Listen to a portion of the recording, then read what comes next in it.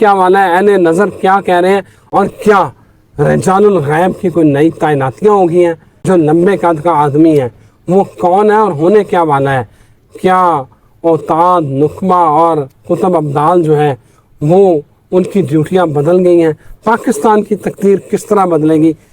اس کے اوپر بات کرتے ہیں سید حیدر جعفری صاحب سے، اور جعفری صاحب ہی اس بات کا جواب دے سکتے ہیں، کیونکہ اہل نظر بھی ہیں اور روحانی دنیا کے رموز کو بھی اچھی طرح سے جانتے ہیں۔ بہت شکریہ شاہ جی آپ کے وقت کا۔ اللہ معاف کرے سر، تسی کس طرح دیاں گلاں کر جاندے ہو۔ میں سر بڑا عام سا آدمی ہوں، میں سیدھی سی بات ہے، اور اوریہ مقبول جان صاحب میرے لیے بڑی عزت کی جگہ سر میرے لیے بھی، میرے لیے بڑے بڑی شاندار آدمی ہیں، شاندار آدمی اور میرے لیے بڑی عزت کی جگہ ٹھیک پہ ہے، ہیں۔ اور مجھے زیادہ تو نہیں پتہ ان کا روحانیت کے یا روحانی لوگوں سے زیادہ تعلق ہے، میں عام سا آدمی ہوں، لیکن میں تو سادہ سا 2 دونی 4 کا آدمی ہوں، کاغذ کے اوپر چیزیں دیکھتا ہوں اور کیلکولیشن کو سمجھتا ہوں، زندگی کی جیسی جنہوں کہتے ہیں اللہ دی وانڈ نو تھوڑا جہا سمجھنا ہے۔ بالکل ٹھیک ہے۔ اب رہ گئی بات رجال الغیب اور یہ اوتاد زنجبہ نقبہ، تو ایک چیز یاد رکھیے گا، یہ رسالت مآب سرکار ختمی ہے مرتبت سرور انبیاء صلی اللہ علیہ وآلہ وسلم کے باطنی نظام کا نام ہے۔ تھوڑی سی اگر مجھے اجازت دیں تو میں بات شروع کروں۔ Please Shah ji please. یہ جو روحانی سسٹم ہے نا، یہ 3 ڈائمینشنز کے اوپر ہے، 3 جگہ آبادی ہوتی ہے، ٹھیک ہے، ہوا میں، مٹی میں اور پانی میں۔ ان تینوں کو مینج کرنے کے لیے 3 کتب ہوتے ہیں، ٹھیک ہے، کسی کی ڈیوٹی پانیوں پہ، کسی کی ہوا میں اور کسی کی مٹی پہ۔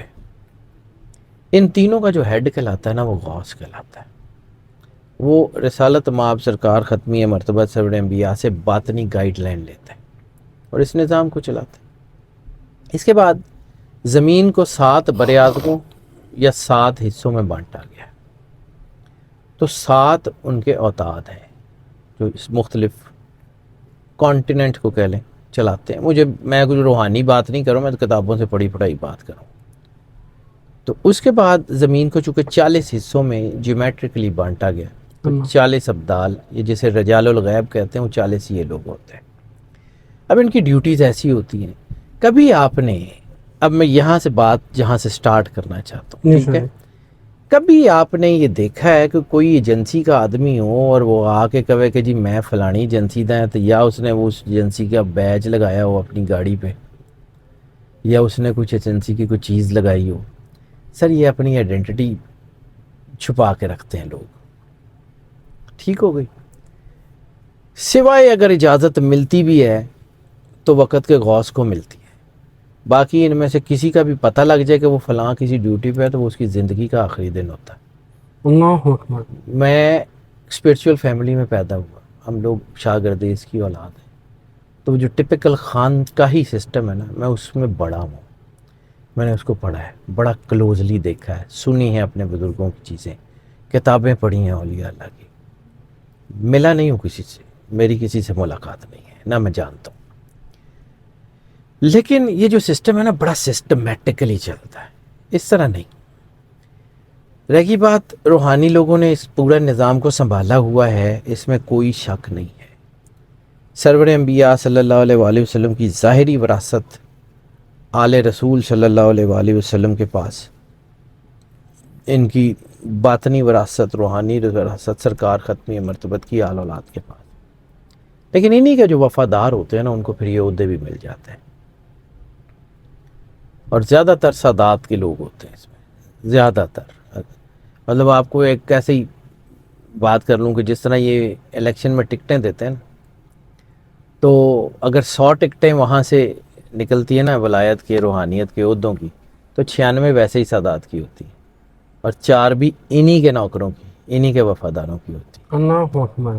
زیادہ تر اولیاء آپ دیکھ لیں سادات ہیں، بابا فرید گنج شکر جو ہیں وہ سادات کے وفادار ہیں، حضور نظام الدین اولیاء سید ہو کے ان کے مرید ہیں، اسی طرح حضور مہر علی شاہ گولڑا شریف والے سید ہو کے حضور قمر الدین سیالوی کے مرید ہیں، حضور بابا بھولے شاہ سید ہو کے شاہ عنایت کے مرید ہیں، لیکن کیا کہ ان کو جو ملی تھی ان کو بھی کسی سید سے ملی تھی۔ قمر الدین سیالوی کے مرشد کون، اس سے پیچھے کون؟ سادات کھڑے ہیں۔ رسول اللہ کا خون ہے. اب آ جاتے ہیں کہ جی روحانی لوگ کرنے کیا جا رہے ہیں, تو سر ایڈی آسانی نال جی وہ دس دین تو وہ ایجنسیاں والے نے ایڈی آسانی نال جو اپنی کہانیاں دس دین کہ اسی اے کرن چلے, تو ان کو ایجنسی کا کون کہے گا. رہ گئی بات حالات بدلنے ہیں, اس میں کوئی شک نہیں ہے کہ وہ حالات بدلنے ہیں, اس میں کوئی شک نہیں ہے کہ یہ چیزیں بدلنی ہیں, اور یہ بھی اس میں کوئی شک نہیں ہے کہ روحانی لوگ ملتے بھی ہیں, اپنے پیغام بھی دیتے ہیں. کس کو ملتے ہیں کس کو نہیں ملتے میں چونکہ جانتا نہیں ہوں اس لیے میں اس کے اوپر رائے نہیں دے رہا ہوں. اب آ جاتے ہیں آپ کے اس سوال کی طرف کہ پاکستان کے حالات, تو مجھے اس بات کا یقین ہے کہ یہ پاکستان کے حالات بدلنے, اللہ اکبر. مجھے ایمان کی حد تک اس بات کا یقین ہے کہ یہ پاکستان میری یا آپ کی آنے والی نسلوں کے لیے بڑا اچھا ملک بنے گا. اس سے پہلے قربانی دینی ہوتی ہے, اور زندگی میں ایک اور چیز میرے ایمان کی حیثیت رکھتی ہے کہ اللہ ہمیشہ پاک خون کی قربانی لیتا ہے. 20-22 ہزار 25 ہزار روپے کا بکرا اس کی قربانی لگ جاتی ہے, 3 لاکھ روپے کا جو ہے وہ کوئی پپی اس کی قربانی نہیں لگتی. مطلب بڑی اچھی نسلوں کے کتے ہیں, بڑے مہنگے ہیں, بڑی اچھی پیڈیگریز میں ہیں, ان کی قربانی نہیں لگتی. بکروں کی پیڈیگری بھی نہیں ہوتی, ان کی قربانی لگ جاتی ہے. صرف پاک یا ناپاک خون کا مسئلہ ہے. تو اللہ جن کو قربانی کے لیے چنتا ہے ان کا خون پاک ہوتا ہے, ان میں رلا کوئی نہیں ہوتا. وہ حلال خون والوں کی قربانی ہمیشہ, حلال خون والے ہی حلال ہوتا ہے نا, حرام خون والا حلال کوئی نہیں ہوتا. بالکل اب اللہ کے حرام کیے ہوئے کو کون حلال کرے. تو اتنی سی بات ہے. اب آ جاتے ہیں جی اوریہ صاحب پھر وہیں پہ واپس اسی پوائنٹ پہ. سر وہ بہت بڑے آدمی ہیں, سر, واقعی بڑے آدمی ٹھیک ہے, ان کی میں بڑے دل سے عزت کرتا ہوں, اور انہوں نے جو کہا ہے وہ یقیناً صحیح ہوگا. بالکل صحیح ہے. صحیح جھاڑو پھرنا ہے سر, 100% جھاڑو پھرنا ہے. اور ابھی یہ جو پھر رہا ہے اس کو جھاڑو نہیں کہتے تو اور کیا کہتے ہیں.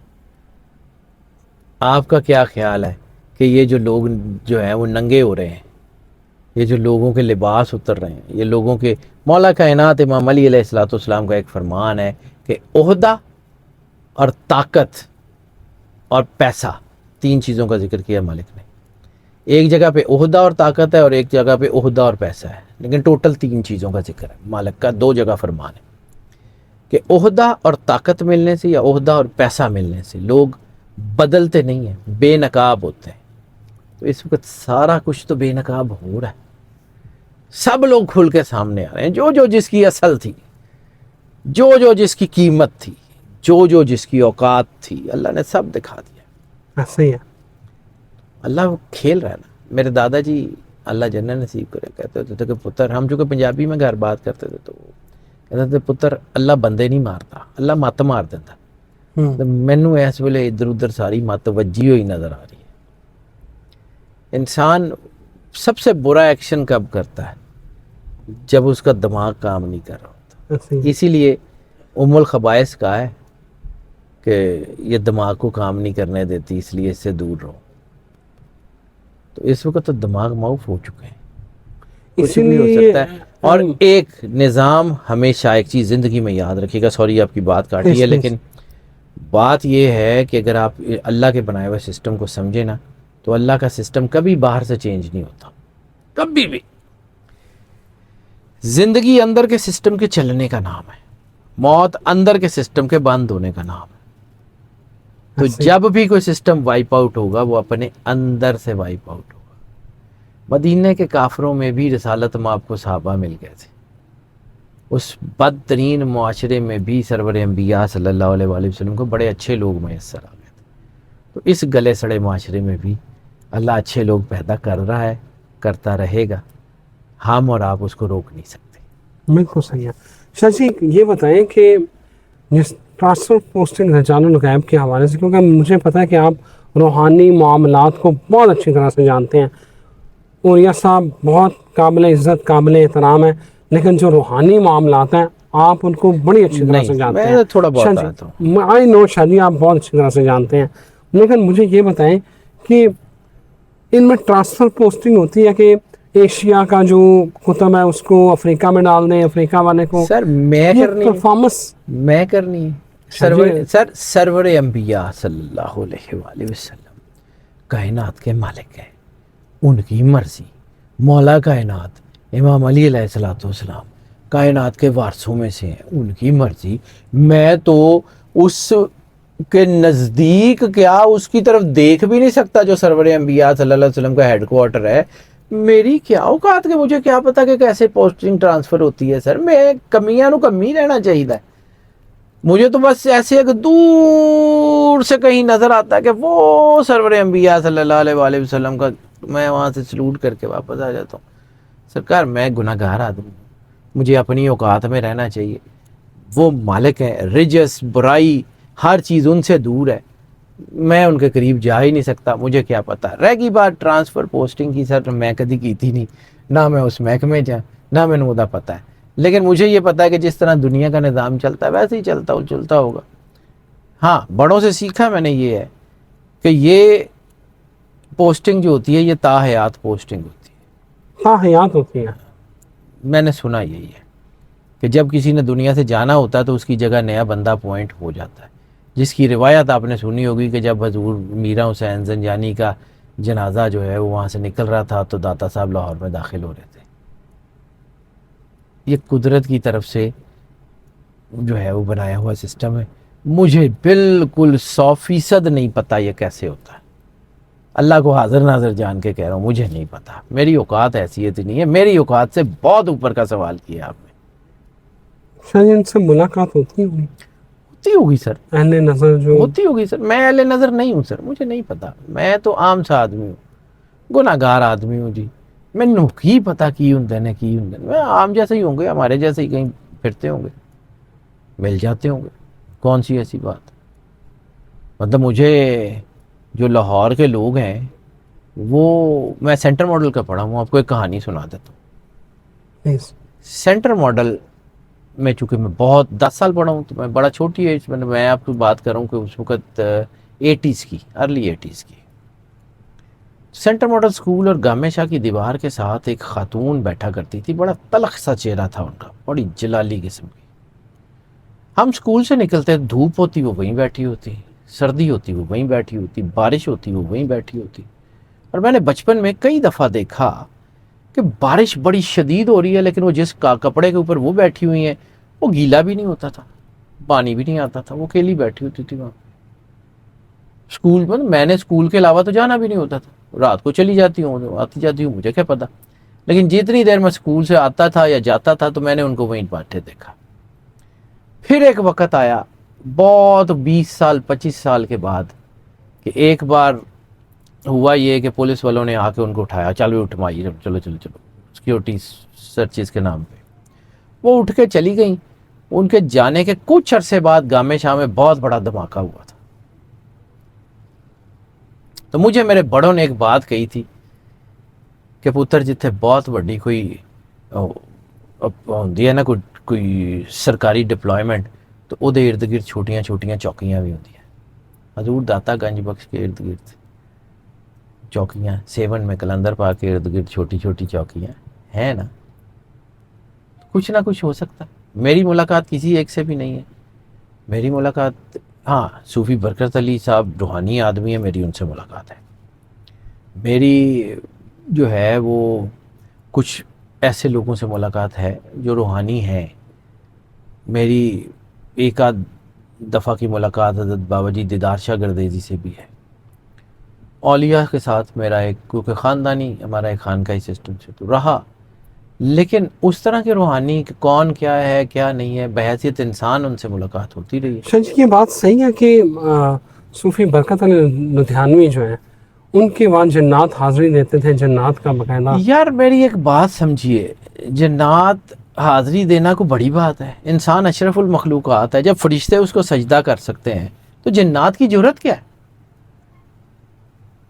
تو جب انسان اپنے انسانیت کے مقام پہ ہے، سرور انبیاء صلی اللہ علیہ وآلہ وسلم بادشاہ کونین کے قریب ہے، اپنے دین کے اوپر صحیح عمل کرتا ہے، متقی ہے، پرہیزگار ہے، ولی ہے، تو جنوں کی جرت کیا ہے کہ اس کے سامنے سر اٹھا لیں؟